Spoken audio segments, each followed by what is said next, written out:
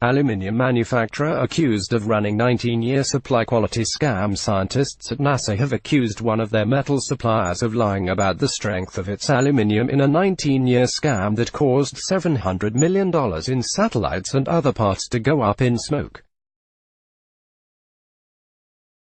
The space agency eggheads pointed the finger of blame at the aluminium manufacturer after probing two failed science missions: the February 24, 2009 fruitless launch of the orbiting Carbon Observatory, and the March 4, 2011 doomed launch of the Glory satellite, designed for monitoring atmospheric pollutants.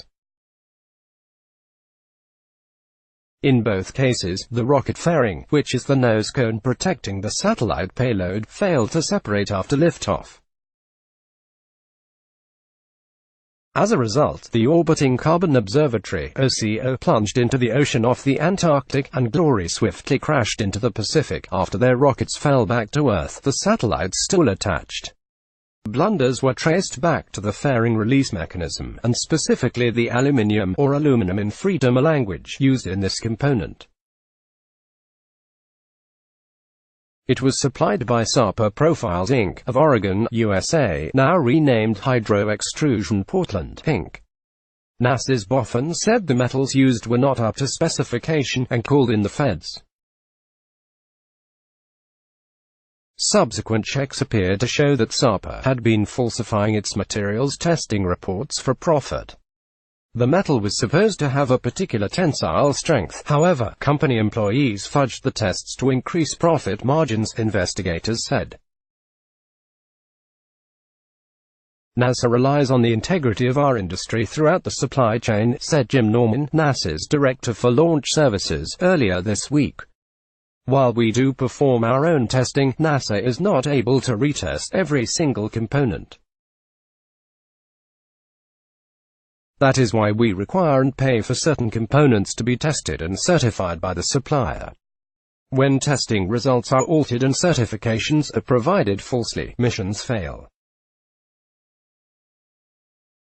In our case, the Taurus XLs that failed for the OCO and Glory missions resulted in the loss of more than $700 million, and years of people's scientific work. It is critical that we are able to trust our industry to produce, test and certify materials in accordance with the standards we require.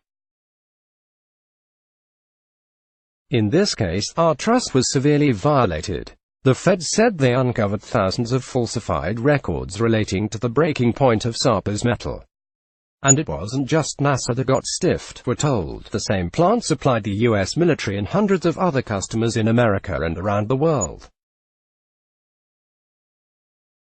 Bonfire of the Megabucks, $200 million burned in seconds in Antares launch blast. Read more. The blame was specifically pinned on Dennis Balias, Sapa's testing lab supervisor. Prosecutors said he forced lab technicians to falsify testing results, recertify failed parts, and violate testing standards by speeding up examinations and using incorrect parts. He pleaded guilty to charges of fraud in July 2017, and was sentenced to 3 years in the cooler, and forced to pay over $170,000 in restitution. In an out-of-court settlement, the company formerly known as Sapa agreed to pay $31.4 million in restitution to NASA and the U.S. military, and forfeit $1.8 million in ill-gotten gains, as the Department of Justice put it.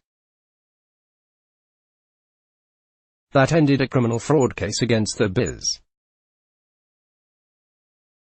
To settle a related civil case, in which the manufacturer was accused of breaking the False Claims Act, the company agreed to pay $6 million to NASA and $5 million to the U.S. Department of Defense's Missile Defense Agency.